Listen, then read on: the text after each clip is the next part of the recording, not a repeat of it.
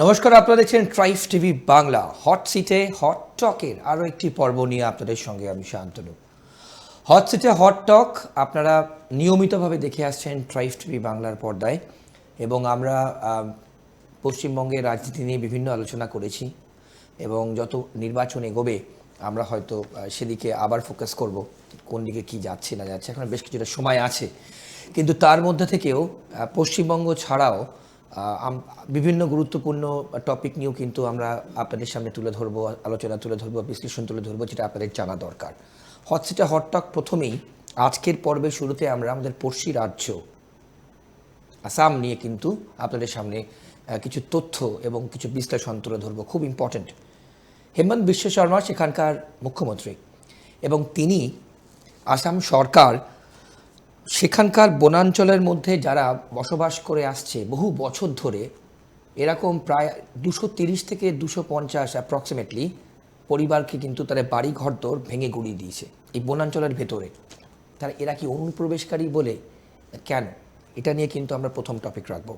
এরপর আরও গুরুত্বপূর্ণ কিছু কিছু টপিক থাকবে যেটা আপনাদের জন্য জানা দরকার। অর্কবাবু সরকার আমার বাদিকে বসে আছেন হট সিটে হট টকে, যাকে আপনারা নিয়মিতভাবে ট্রাইফ টিভি বাংলার বিশ্লেষণ শুনে আসছেন এবং তার ব্যাখ্যা আপনারা শোনেন। অর্কদা, আপনাকে স্বাগত আজকের পর্বে। প্রথমেই আসাম সরকার এই যে পদক্ষেপ, আপনার বিশ্লেষণ। প্রথম কথা, ভারতবর্ষের কাছে অনুপ্রবেশ সবথেকে গুরুত্বপূর্ণ বিষয় এখন এবং সমস্যা। প্রধানমন্ত্রী নরেন্দ্র মোদী লালকেল্লার প্রাকার থেকে স্বাধীনতা দিবসের ভাষণে অনুপ্রবেশের সমস্যাটাকে চিহ্নিত করেছেন এবং বলেছেন যে পরিকল্পনা করে ভারতের জনবিন্যাস বদলে দেওয়ার চেষ্টা হচ্ছে। অনুপ্রবেশকারীরা ভারতের যুবকদের কাজের সুযোগে থাবা বসাচ্ছেন, ভারতের পরিকাঠামোর উপর চাপ পড়ছে, এবং ভারত কোনো ধর্মশালা নয়। এবং এই অনুপ্রবেশ রোকবার জন্য উনি হাই পাওয়ার ডেমোগ্রাফিক কমিশন তৈরি করার সিদ্ধান্ত নিয়েছেন। বেশ, তার কয়েকদিন বাদে আমাদের দমদমের অদূরে সেন্ট্রাল জেলের মাঠেও প্রধানমন্ত্রী সভা করেছেন, সেখানেও একই কথা বলেছেন। তাহলে অনুপ্রবেশের সমস্যাটা এখন একটা জ্বলন্ত সমস্যায় রূপান্তরিত হয়েছে, বিশেষ করে বাংলাদেশ থেকে অবৈধ অনুপ্রবেশ। ভারত এবং বাংলাদেশের মধ্যে সীমানা আছে 4000 কিলোমিটারের বেশি। তার মধ্যে পশ্চিমবঙ্গের সঙ্গে আছে 2200 কিলোমিটার। এই 2200 কিলোমিটারের মধ্যে এখনো 569 কিলোমিটার জমিতে এ করা যায়নি, কাঁটাতার দেওয়া যায়নি। তার মধ্যে 112 কিলোমিটারে কখনোই দেওয়া যাবে না, সেটা দুর্গম, রিভারলাইন বর্ডার আছে ইত্যাদি। বাকি যে 457 কিলোমিটার, তার মধ্যে 181 কিলোমিটার জমি অধিগ্রহণের জন্য কেন্দ্রীয় সরকার রাজ্যকে টাকা দিয়েছে। রাজ্য হয়তো খুব তাড়াতাড়ি জমি অধিগ্রহণ করে স্বরাষ্ট্র মন্ত্রকের হাতে তুলে দেবে। 2023-এর 1 জানুয়ারি থেকে 2025-এর 31 জুলাই পর্যন্ত 4000 অনুপ্রবেশকারী বিএসএফ এর হাতে ধরা পড়েছে।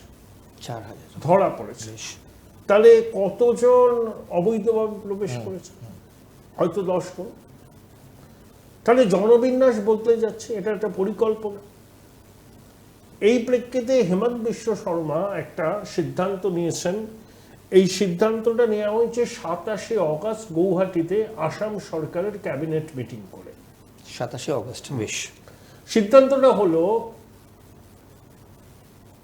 ধরুন আমি আসামের বাসিন্দা, আমি জন্মসূত্রে হিন্দু, বেশ, আমার জমি বাড়ি আছে, আমি সেটা বিক্রি করতে চাই। আমি যদি কোনো হিন্দু ধর্মাবলম্বীকে বিক্রি করি, কোনো অসুবিধা নেই, আমি করতে পারি। কিন্তু আমি যদি কোনো ভিন্ন ধর্মাবলম্বীদের বিক্রি করি, তাহলে আমি ইচ্ছা হলেই বিক্রি করতে পারবো না। আমাকে আবেদন করতে হবে, সেই আবেদন রেভিনিউ ডিপার্টমেন্টে যাবে। বেশ। রেভিনিউ ডিপার্টমেন্ট আমার আবেদনকে ফরওয়ার্ড করবে পুলিশের স্পেশাল ব্রাঞ্চে। বেশ। তারা রিপোর্ট দেবে, সেই রিপোর্ট যদি স্যাটিসফ্যাক্টরি হয়, তারপরে চূড়ান্ত সিদ্ধান্ত নেওয়া হবে যে আমি জমি বিক্রি করতে পারবো কিনা। দেখা হবে যে যিনি জমি কিনছেন তার টাকার উৎস কি, হ্যাঁ, কোত্থেকে টাকা পাচ্ছেন তিনি একজনের সম্পত্তি কিনবার। এই টাকার উৎস বেআইনি নয় তো, সন্ত্রাসবাদীদের টাকা নয় তো মানে যিনি কিনছেন। যিনি কিনছেন। আচ্ছা, কারণ হিমন্ত বিশ্ব শর্মা দীর্ঘদিন ধরে বলছেন যে এখন যদি ব্যবস্থা না নেওয়া যায় তাহলে আসামের আদিবাসিন্দারা, অসমিয়ারা, সনাতনীরা সংখ্যালঘুতে পরিণত হবে। আচ্ছা, অনুপ্রবেশকারী বাংলাদেশি মুসলমানরা আসামে ডমিনেট করবে। বেশ। সেই জন্য হেমন্ত বিশ্ব শর্মার এই সিদ্ধান্ত।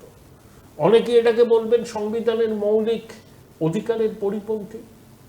হিমন্ত বিশ্ব শর্মা একবারও বলছেন না, বা তার সরকার একবারও বলছেন না যে ভিন্ন ধর্মাবলম্বীরা সম্পত্তির আদান প্রদান করতে পারবেন না, বলছেন না।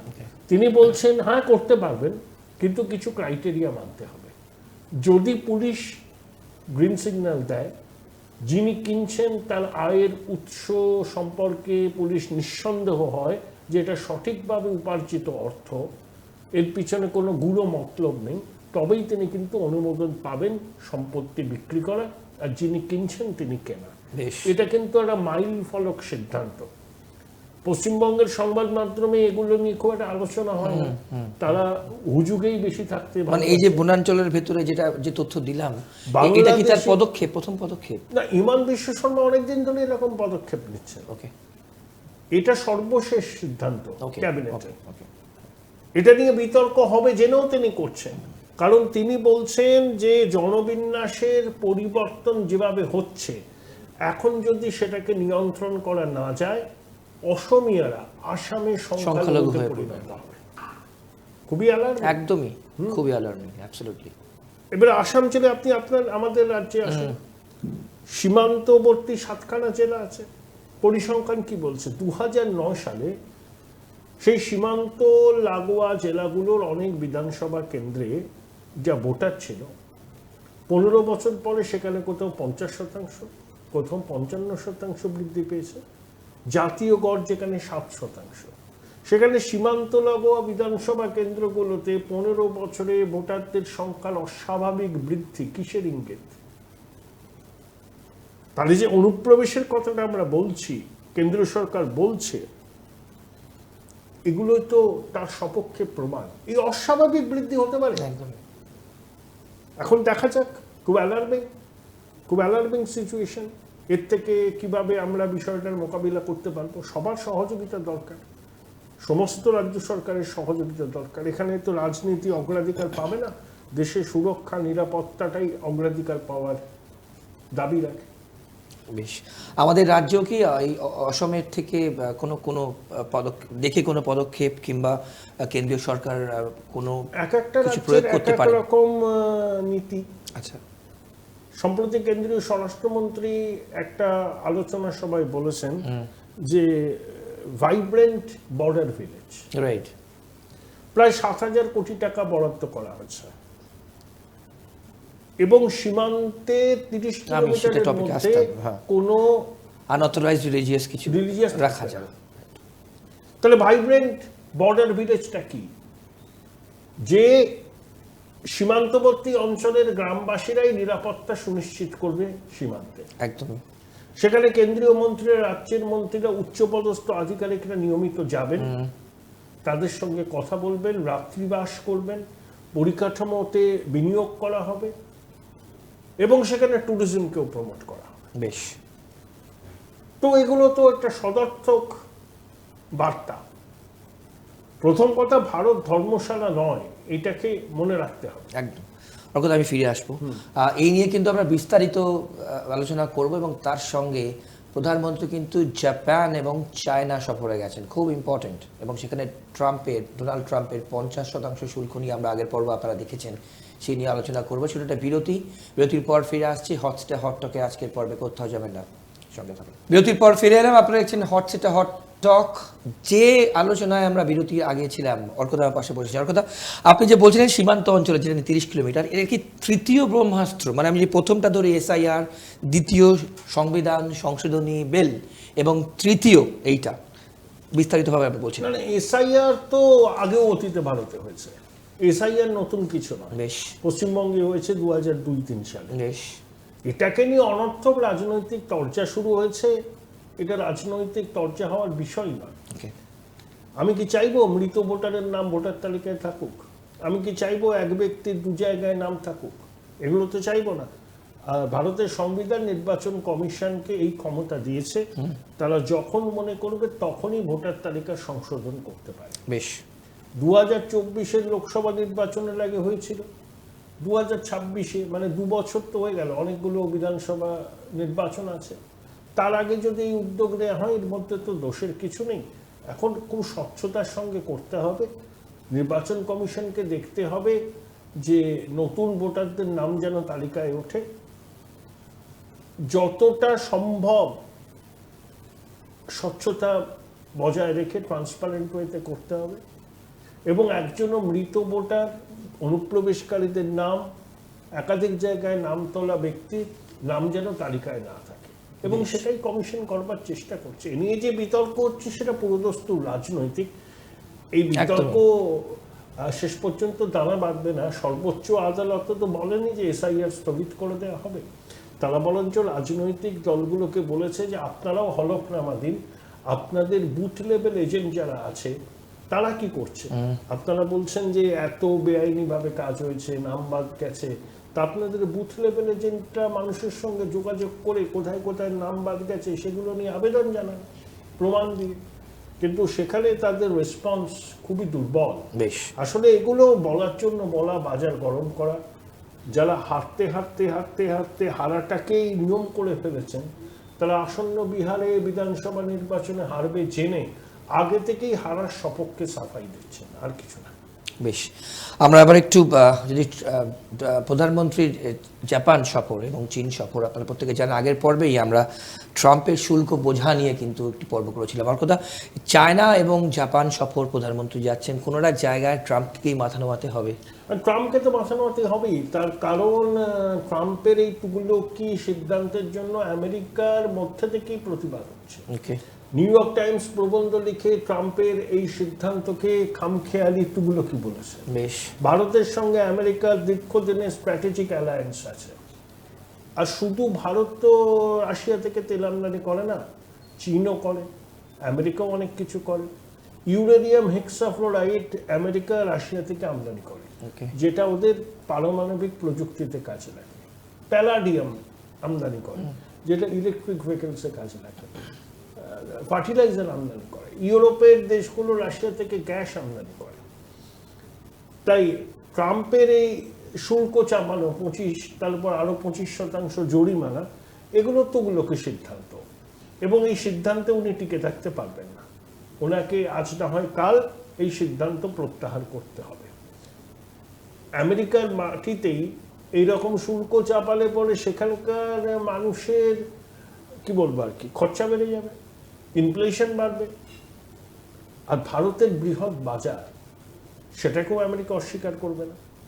এবং এটা প্রধানমন্ত্রী স্পষ্ট করে দিয়েছেন যে কোনো অবস্থাতেই ভারতের কৃষি পণ্য, দুগ্ধজাত দ্রব্য, ফিশারিজের ক্ষেত্রটা আমেরিকার জন্য খোলা হবে না। বেশ। হবে না। তাই আমেরিকার যতই ধমকানি চমকানি দিক না কেন, আমরা আমাদের দেশের কৃষকদের, পশুপালকদের স্বার্থকে সবার আগে অগ্রাধিকার দেব। চীনের সঙ্গে তো আমাদের সম্পর্কের চাপানুতর চলে। গালওয়ান পরবর্তী ক্ষেত্রে অনেকদিন ধরেই সম্পর্কের শৈত্য ছিল, সেই শৈত্য কেটেছে। স্পেশাল রিপ্রেজেন্টেটিভদের প্রায় 2 ডজনবার মিটিং হয়েছে, অজিত ডোভাল গেছিলেন, একটা মেকানিজম ইনভলভ হয়েছে। 2024 সালে রাশিয়ার কাজানে ব্রিক্সের সামিটে গিয়ে শি জিনপিং, নরেন্দ্র মোদী বৈঠক করেছিলেন। চীনের বিদেশমন্ত্রী ওয়াং ই এসেছিলেন, এস জয়শঙ্কর গিয়েছিলেন, এস জয়শঙ্করের সঙ্গে শি জিনপিং এর সাক্ষাৎ হয়েছে। কৈলাস মানস সরোবর তীর্থযাত্রীদের জন্য চীন উন্মুক্ত করে দিয়েছে, অনুমতি দিয়েছে। চীনা পর্যটকদের জন্য ভিসা ভারত সরকার চালু করে দিয়েছে। খুব তাড়াতাড়ি ভারত চীনের মধ্যে সরাসরি বিমান যোগাযোগ চলবে। হয়তো স্ট্র্যাটেজিক ক্ষেত্রে চীনা বিনিয়োগকে এখনো আমরা স্বাগত জানাচ্ছি না, কিন্তু চীনা বিনিয়োগ হবে। বেশ। এবং দেখুন, ভারত এবং চীন প্রতিবেশী, তারা যদি একসঙ্গে চলতে পারে সেটা তাদের দুজনেরই লাভ। দ্রৌপদী মুর্মুকে চিঠি লিখেছিলেন শি জিনপিং গত মার্চে, সেই চিঠি সামনে এসছে। সেখানে তিনি ট্রাম্পের এই তুগলকি সিদ্ধান্তের কড়া সমালোচনা করে ভারত এবং চীনের যে একসঙ্গে পথ চলা উচিত সেই বিষয়ে তার অবস্থান স্পষ্ট করে দিয়েছেন। ওকে, যদিও চীনের সঙ্গে সম্পর্কের ক্ষেত্রে সাউথ ব্লক খুব কশাস অ্যাপ্রোচ নিতে চাইছে, রাইট, কারণ সম্পর্কের টানাপোড়েন তো রয়েছে। তাই আমেরিকা যেটা করেছে এই 50% শুল্ক, তার কারণ হচ্ছে ট্রাম্প 35 বার বলেছেন ভারত পাকিস্তানের সংঘাত তিনি বন্ধ করেছেন। সিজফায়ার, হ্যাঁ, ভারত পরিষ্কার এই দাবি নাকচ করে দেয় এবং বলে যে পাকিস্তানের ডিজিএমও ভারতের ডিজিএমওকে টেলিফোনে অনুরোধ করেন, তারপরেই সংঘর্ষ বিরতির সিদ্ধান্ত হয়। কোনো বিদেশি রাষ্ট্রের রাষ্ট্রপ্রধান এর মধ্যে মাথা গলাননি। রাইট, কিন্তু ট্রাম্প লাগাতার এই দাবি করে যাচ্ছেন এবং ভারত সরকার এই দাবির মান্যতা দিচ্ছে না। আমার মনে হয় যে ট্রাম্পের ইগো হার্ট হয়েছে, তিনি এইরকমভাবেই চলতে অভ্যস্ত, তিনি খুব ট্রানজ্যাকশনাল। যেমন কুয়েত থেকে তিনি একটা কুয়েত না এবং unpredictable, আপনি UAE আগের- থেকে আনপ্রেডিক্টেবল আগের ব্যক্তিগত ব্যবহারের জন্য একটা বিমান উপহার হ্যাঁ, পেয়েছেন। right. আমেরিকার ওর বন্ধু স্টিভ উইটকফ তার পরিবারের সঙ্গে এবং ট্রাম্পের পরিবারের সদস্যরা পাকিস্তানের একটা আর্মি ব্যাকড এস্টাবলিশমেন্টের সঙ্গে ডিজিটাল কারেন্সি বিটকয়েন চুক্তি করছে, একদম ট্রানজাকশনাল পুরো বিষয়টাই। তো এটাতে আমাদেরও ঘাবড়াবারও কিছু নেই, এত বড় দেশ, এত বড় অর্থনীতি, ইনিশিয়ালি একটু ধাক্কা লাগবে এবং ট্রাম্পকে এই সিদ্ধান্ত থেকে সরে আসতে হবে। ট্রাম্প যদি এই সিদ্ধান্ত থেকে না সরে আসেন তাহলে ভারত এবং চীন একসঙ্গে আমেরিকার মোকাবিলা করতে পারে। না, এই যে জাপান ট্যুর এবং প্রধানমন্ত্রীর এই চীন এবং জাপানের সফর কি বার্তা দিতে বার্তা পারে? হচ্ছে জাপানের সঙ্গে তো আমাদের মজবুত দ্বিপাক্ষিক সম্পর্ক, বাণিজ্যিক সম্পর্ক। প্রধানমন্ত্রী বুলেট ট্রেনে সওয়ার হবেন, আহমেদাবাদ মুম্বাই যে বুলেট ট্রেন চালু হওয়ার কথা, জাপানের মডেলকে এখানে নিয়ে আসা হয়, তার কাজ অনেক দূর এগিয়েছে। আর চীনের সঙ্গে সাংহাই কোঅপারেশন অর্গানাইজেশনের প্রভূত তাৎপর্য আছে, বাণিজ্যিক, জিওপলিটিক্যাল। রাইট, শীর্ষ বৈঠক হবে, পুতিন আসবেন। হ্যাঁ, ভারত, চীন, রাশিয়া যদি একটা অক্ষ তৈরি হয়, এবং সেটা হয়েছে, রাশিয়া তো ভারতের বিশ্বস্ত সহযোগী, চীন প্রতিবেশী, তাহলে ডোনাল্ড ট্রাম্পের এই ধমকানি চমকানিতে কোনো কাজ হবে না। মানে ইতিমধ্যে ডোনাল্ড ট্রাম্পকে প্রেসারে রাখা মূল উনি তো এজেন্ডা তুমুলকি আচরণ করছেন, ওনার কাজের মধ্যে লজিক কম। রাইট, হ্যাঁ, উনি যেটা করছেন নিজের ইচ্ছা অনুযায়ী করছেন। ভারত সরকার কোনোভাবেই ওনার ধমকানি চমকানিতে মাথা নত করবে না, এটাকে ডোনাল্ড ট্রাম্প বুঝতে পেরেছেন। বুঝতে পেরে এগুলো হচ্ছে কি, ওনার ফ্রাস্ট্রেশনটা এমন পর্যায়ে পৌঁছেছে যে তিনি এই ধরনের কাজ করে কিছুটা শ্লাঘাবোধ করছেন, এতে কোনো লাভ হবে না, বেশ, কারণ আমেরিকারও এতে ক্ষতি হবে।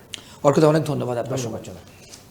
তাহলে হট সিটে হট টকের আজকের পর্বে আমরা যে তিনটে গুরুত্বপূর্ণ পয়েন্ট আপনাদের সামনে তুলে ধরলাম, এই যে অনুপ্রবেশকারী নিয়ে যে বার্তা প্রধানমন্ত্রী দিয়ে গেছেন, অর্থাৎ তিনি যখন বঙ্গ সফরে এসেছিলেন শেষবার দমদমের সেন্ট্রাল জেল মাঠে, অনুপ্রবেশকারীদের নিয়ে যে বার্তা দিয়েছেন, অসম আমাদের পার্শ্ববর্তী রাজ্য বলা যায়, সেখানে কিন্তু হেমন্ত বিশ্ব শর্মা যা যা পদক্ষেপ নিয়েছেন আমরা আপনাদের সামনে বিশ্লেষণ করে তুলে ধরলাম।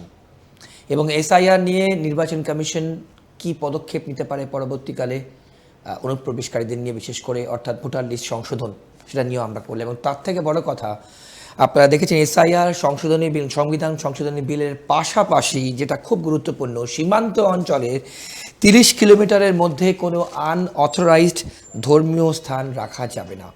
এটা কিন্তু তৃতীয় ব্রহ্মাস্ত্র বলা যায়, এটা নিয়েও কিন্তু আমরা বিস্তারিত আপনাদের সামনে ব্যাখ্যা তুলে ধরলাম। এবং প্রধানমন্ত্রী এই মুহূর্তে জাপান এবং চীন সফর করছেন, তাই ট্রাম্পকে পাল্টা প্রেসারে রাখার জন্য কতটা তাৎপর্যপূর্ণ প্রধানমন্ত্রীর এই সফর, সেটাও বিস্তারিতভাবে 50% শুল্ক নিয়ে আগের পর্বেই আমরা যে আলোচনা করেছিলাম, এই পর্বেও আমরা আপনাদের সামনে তুলে ধরলাম। জানাবেন আপনারা কেমন লাগলো হট সিটে হট টকের আজকের পর্ব। আবারও বলছি, রাজনৈতিক আলোচনা তো থাকবেই, যত নির্বাচন এগোবে অবশ্যই বঙ্গের ভোট 2026 বিধানসভা নির্বাচন, সবার চোখ থাকবে সেদিকে, এবং আমাদের আলোচনাও ভোট কেন্দ্রিক, যত ভোট এগোবে আমরা নিশ্চয়ই করব। কিন্তু এই টপিকগুলো কিন্তু ভীষণ জানা দরকার, যাতে আগামী দিনে কি হতে পারে, কোন দিকে মন নিতে পারে এই অনুপ্রবেশকারীদের নিয়ে, অর্থাৎ কেন্দ্রীয় সরকার কি পদক্ষেপ নিতে পারে, সেটাও কিন্তু আমরা আপনাদের সামনে তুলে ধরলাম। আপনাদের সুচিন্তিত মতামত জানাবেন এবং অন্যান্য সব খবরের জন্য আপনাদের চোখ থাকুক ট্রাইব টিভি বাংলার পর্দায়। নমস্কার, ভালো থাকবেন।